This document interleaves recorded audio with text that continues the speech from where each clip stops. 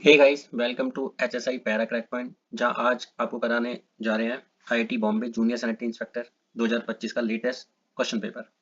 तो किसी भी एग्जाम को क्रैक करने से पहले हम उसका सिलेबस, उसका पैटर्न, उसके प्रीवियस ईयर क्वेश्चन को टारगेट करते हैं।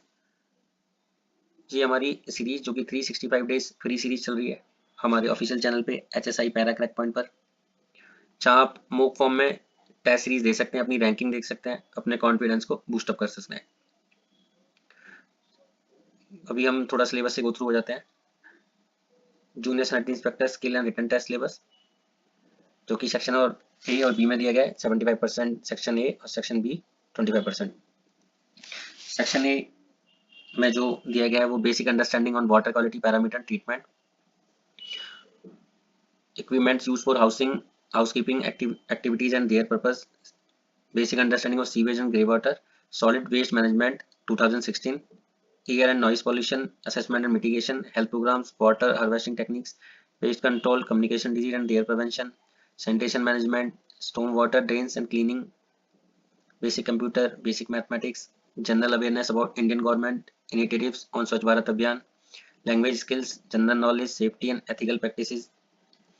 सेक्शन बी को भी देख लेते हैं। इसमें preparation of tender document for housekeeping of residential academic office building, knowledge for various equipments used for housekeeping and waste management, solid waste management plan in society institute, sanitation management at fairs, festival and hospital, duties of local authorities for waste management in India, basic knowledge of storm water drains and sewage pipes, knowledge about drinking water quality parameter and their health effects, water disinfection, writing a letter to your reporting officer, response to maintenance complaints, step to prevent mosquito breeding in a campus society, sterilization, vaccination of stray animals, basic knowledge of pest control.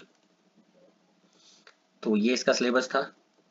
और जैसे कि आप देख सकते हैं एचएसआई paid group 3.0, इससे पहले हमारे कई ग्रुप आ चुके हैं, लेकिन अभी लेटेस्ट जो पेड ग्रुप चल रहा है वो 3.0 चल रहा है। इसके बारे में आपको, या इससे पहले वाले ग्रुप्स के बारे में आपको जानना है, ये पेड ग्रुप लेने से पहले तो आप हमारे सेशन जो कि रिकॉर्डेड फॉर्म में, ऑडियो फॉर्म में डले हुए हैं, आप जान सकते हैं कि वो टॉपर्स जिन्होंने कहाँ से तैयारी की, कैसे तैयारी की, वो आपको और अच्छे से बताएंगे। हम नहीं चाहते कि आप यहाँ वहाँ गुमराह हो या गलत जगह आप क्लासेस लें। इसका क्वारी नंबर है मेंशन किया गया है, वो आपको बता देंगे कि इसको ज्वाइन कैसे करना है,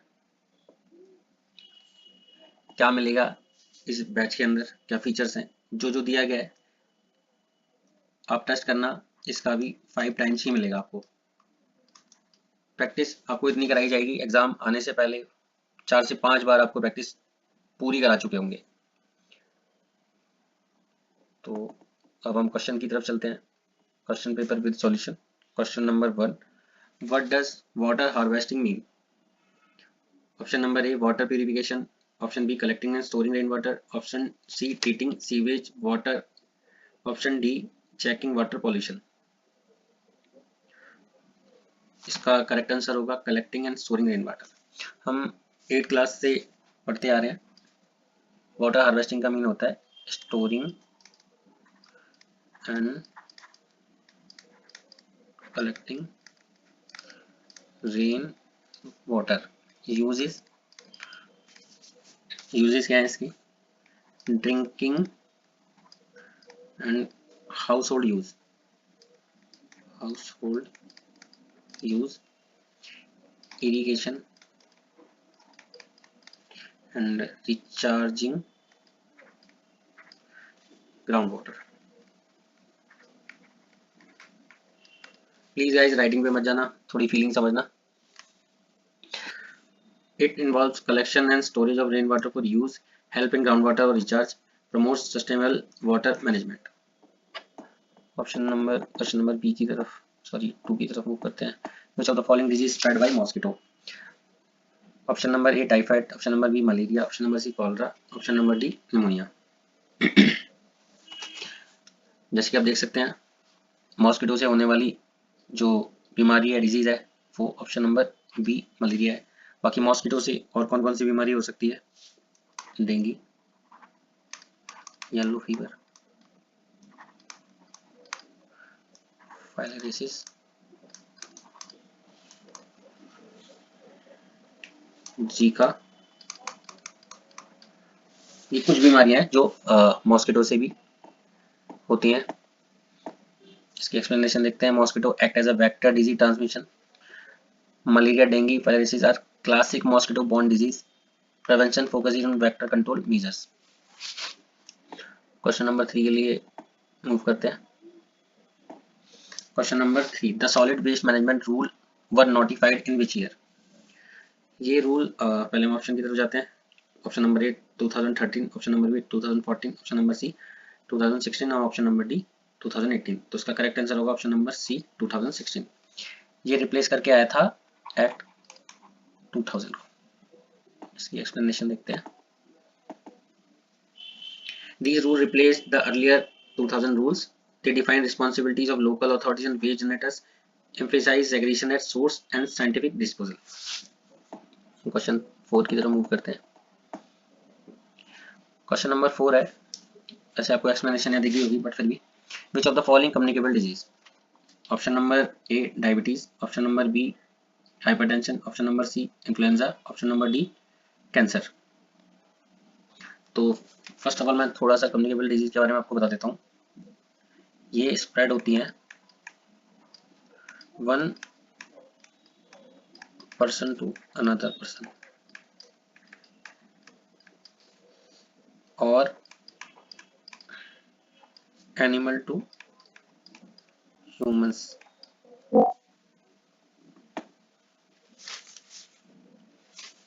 animal to humans by air, water, food, direct contact. तो एक्सप्लेनेशन देख लेते हैं। Communicable disease are transmitted by pathogens, spread occurs by air, water contact, public health focus in surveillance and vaccination.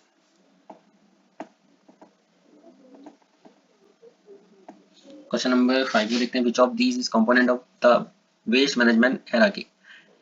Option number A reduce, reuse, recycle, option number B reuse, react, run, option number C reduce, reject, remove, option number D refuse, reject, replace. तो इसका correct answer होगा option number A reduce, reuse, recycle, जिसको 3R भी बोलते हैं।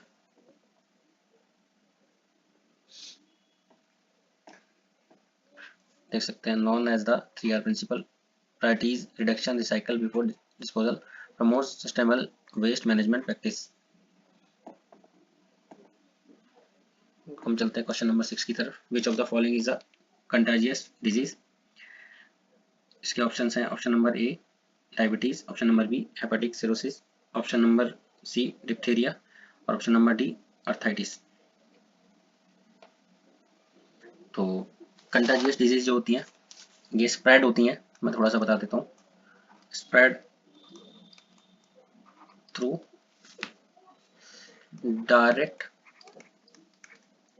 Contact with infected person by air. तो इसमें option elimination से जाएंगे हम। डायबिटीज बाय एयर नहीं फैलती, सिरोसिस भी बाय एयर नहीं फैलती, और अर्थाइटिस जो आपने देखा हो जो बड़े बूढ़े होते हैं हमारे, अब तो यंगस्टर को भी हो रही है, हाथ पैरों में दर्द जो होता है, ये बाय एयर नहीं फैलता। तो इसका करेक्ट आंसर डिप्थीरिया है। एक्सप्लेनेशन देख लेते हैं। Contagious disease spread by direct indirect contact caused by bacteria, virus, fungi, isolation, help, prevention. हम मूव करते हैं क्वेश्चन नंबर 7 की तरफ। ओपन डिफिकेशन में result in the spread of. खुले में शौच करने से निम्नलिखित में से कौन सी बीमारी फैल सकती है। Option number A malaria, option number B cholera, option number C dengue, option number D elephantiasis. तो इसका करेक्ट आंसर होगा कॉलरा। इसके अलावा इसके एग्जाम्पल हैं टाइफॉइड, डायरिया, हेपेटाइटिस। इसके कुछ एग्जाम्पल हैं। Faecal contamination cause waterborne disease. मल से प्रदूषण होने पर जल जनित रोग फैलाते हैं। Cholera typhoid spread through contaminated water. हेजाटाइफाइड दूषित जल से फैलते हैं। Open defecation is a major cause of poor sanitation. खुले में शौच खराब स्वच्छता का मुख्य कारण है। To make sanitation for all global development priorities UN declared which day as a World Toilet Day? Option number A 26 फरवरी, ऑप्शन बी 5 जून, ऑप्शन सी 2 अक्टूबर, ऑप्शन डी 19 नवंबर। तो उसका करेक्ट आंसर होगा ऑप्शन नंबर डी 19 नवंबर, जो कि यूएन ने 2013 से स्टार्ट किया था। हम एक्सप्लेनेशन के अंदर है world toilet day was started promote sanitation awareness. विश्व शौचालय दिवस स्वच्छता जागरूकता बढ़ाने हेतु प्रारंभ किया गया। Recognized by the United Nations since 2013, linked to Sustainable Development Goal 6 Clean Water and Sanitation। Move करते हैं नेक्स्ट क्वेश्चन के लिए। Sanitation landfill have the following provisions। Option number A collecting system for leachate and landfill gas, option number B bottom liner, option number C both 1 and 2, option number D none of these. तो उसका correct answer होगा option number C both 1 and 2। हम इसकी explanation देख लेते हैं। Sanitation landfill prevent ground water contamination. स्वच्छ landfill भूजल प्रदूषण को रोकता है। Include liner leachate collection system. Scientific method for compare to open dumping है खुला निपटान की अपेक्षा वैज्ञानिक विधि है। हम जाएंगे क्वेश्चन नंबर डी की तरफ। एक्सेस फ्लोराइड में प्राइमरीली रिजल्ट इन अधिक फ्लोराइड की मात्रा मुख्यतः किस प्रभाव का कारण बनती है?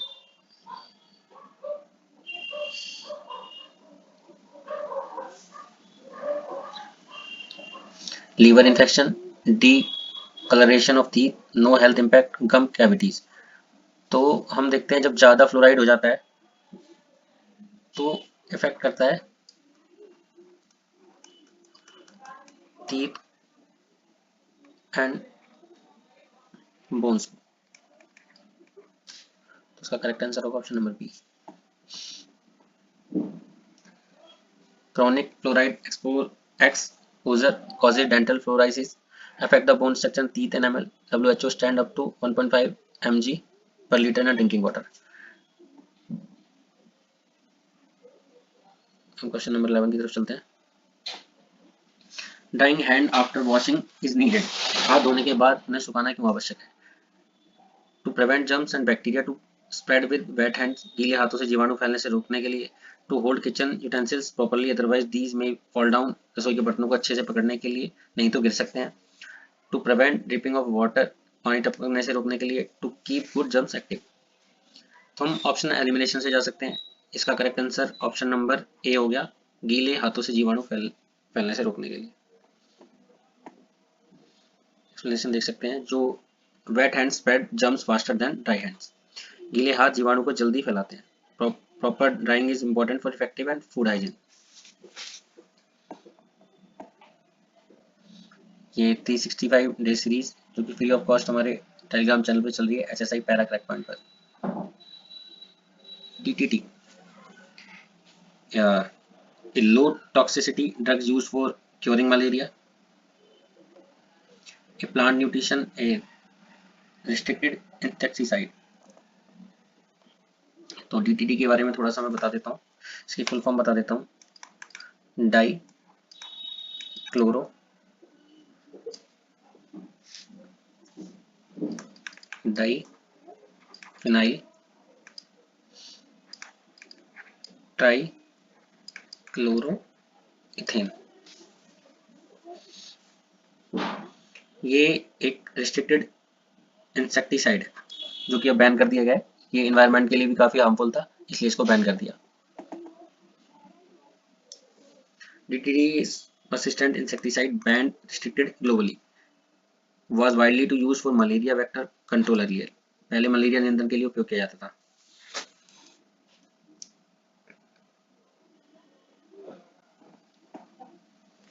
The primary reason for acid rain in the atmosphere is। वायुमंडल में अम्लीय वर्षा का मुख्य कारण क्या है? Sulphur and nitrogen emission from power plants, carbon dioxide emission to the atmosphere from motor vehicles, third is methane emission from anaerobic process,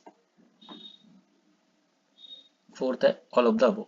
तो इसका करेक्ट आंसर होगा option number A, sulphur and nitrogen emission from power plants. इसकी थोड़ी explanation देख लेते हैं। Acid rain primarily caused by sulphur dioxide nitrogen oxide in the air.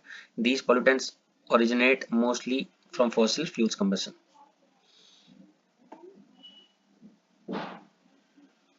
Pesticides kill, कीटनाशक निम्नलिखित में से क्या मारते हैं? Mites, weeds, insects, and D option is all of the above. तो इसका करेक्ट आंसर होगा all of the above. Pesticide target mites, weeds, insect damaging crops. It helps protect agriculture productivity health. Question number 15. What is a good tip to clean wood flooring? लकड़ी के फर्श की सफाई के लिए क्या सुझाव क्या है? तो option number A, always wet mop the wooden floor, हमेशा लकड़ी के फर्श को गीला पोछा से धोएं। Option number 2, use soaps and polish to increase the shine on the wood, लकड़ी की चमक बढ़ाने के लिए साबुन और पॉलिश का उपयोग करें। ऑप्शन नंबर सी, बेहतर सफाई के लिए कठोर झाड़ू का उपयोग करें। Option number D, use a soft bristle broom which is gentle on the hardwood, लकड़ी के फर्श के लिए मुलायम ब्रिस्टल वाली झाड़ू का उपयोग करें। तो इसका करेक्ट आंसर होगा ऑप्शन नंबर डी। एक्सप्लेनेशन देख लेते हैं। Soft bristle broom avoid scratching wood surfaces, मुलायम झाड़ू लकड़ी को खराब से बचाती है। Avoiding using excess water to prevent damages, अधिक पानी का उपयोग ना करें जिससे लकड़ी खराब हो सकती है, पानी से हमेशा लकड़ी खराब होती है। हम थोड़ा आगे चले गए।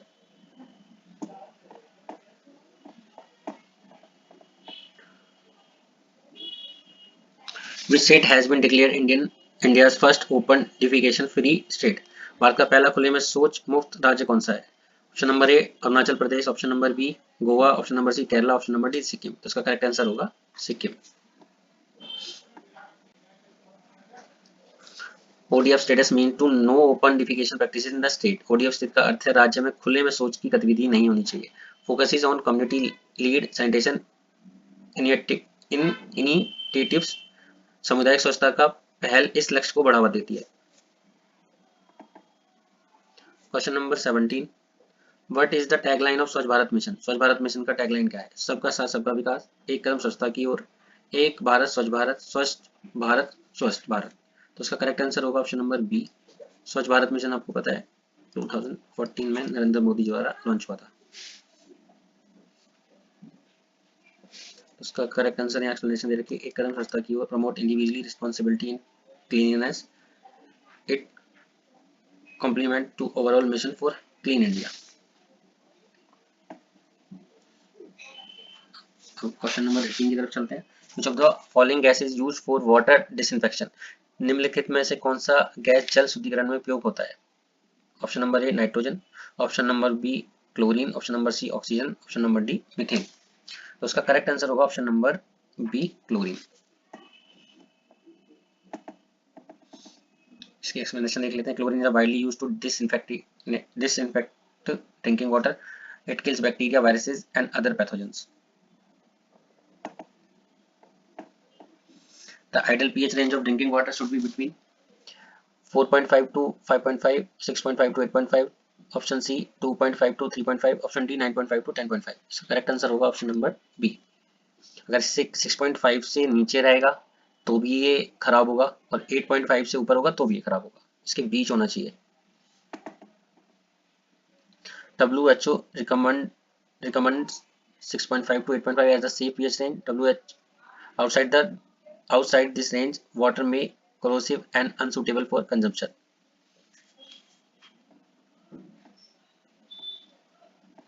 Which of the following is not biodegradable waste? निम्नलिखित में से कौन सा अपघटित नहीं होने वाला अपशिष्ट है? फ्रूट पील, प्लास्टिक बोतल, वेजिटेबल क्रैप्स, कागज। तो हम ऑप्शन से ही जाएंगे इस क्वेश्चन में। ये बायोडिग्रेडेबल वेस्ट है, वेजिटेबल स्क्रैप्स भी हैं और पेपर भी है। इसका करेक्ट आंसर होगा ऑप्शन नंबर बी, प्लास्टिक बोतल। प्लास्टिक जो होती है नॉन बायोडिग्रेडेबल होती है, यहाँ मेंशन किया गया है plastic is non biodegradable and persist in environment. Biodegradable waste decompose naturally by microbes. The best disposal method for biomedical waste is incineration, open dumping, composting, landfilling. तो जितने भी बायोमेडिकल वेस्ट होते हैं उनके लिए जो बेस्ट मेथड होता है उनको खत्म करने के लिए, डिस्पोज करने के लिए, वो इंसिनेशन होता है। इसके अंदर ब्लड भी आता है, टिश्यू भी आ जाते हैं।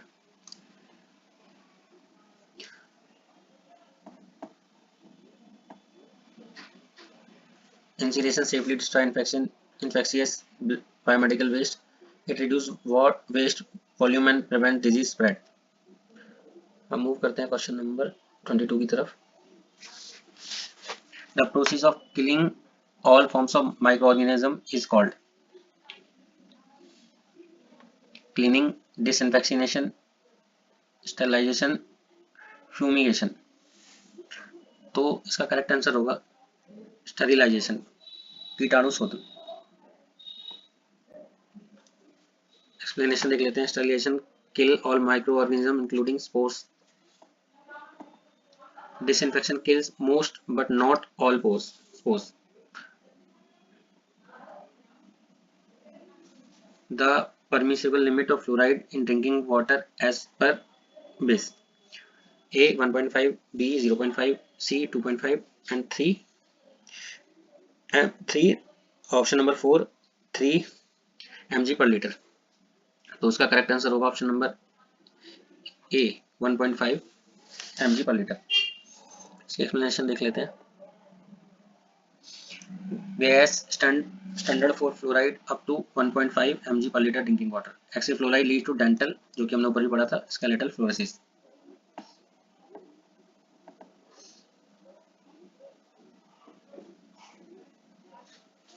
Which government ministry oversees Swachh Bharat mission?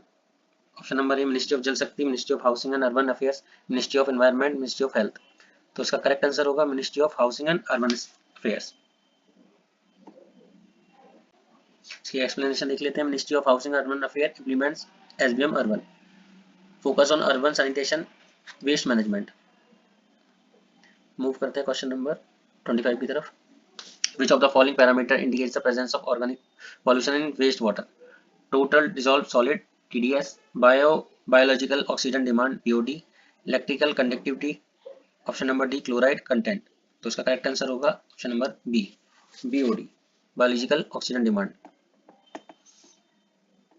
BOD measures oxygen required to decompose organic matter. High BOD indicate the high organic pollution in water. जितना हाई होगा उतना ही पॉल्यूशन होगा.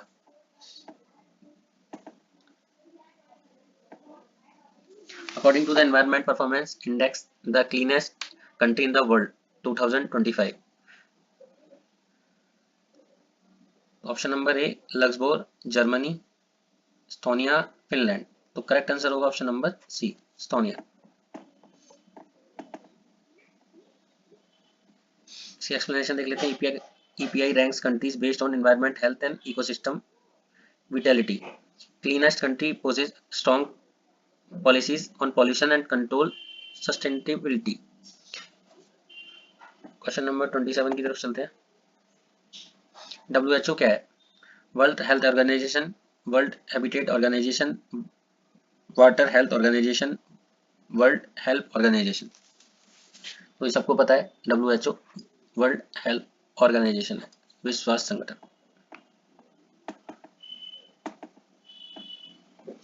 WHO is the United Nations agency focused on international public health. It provided leadership on global health matters and policy recommendation.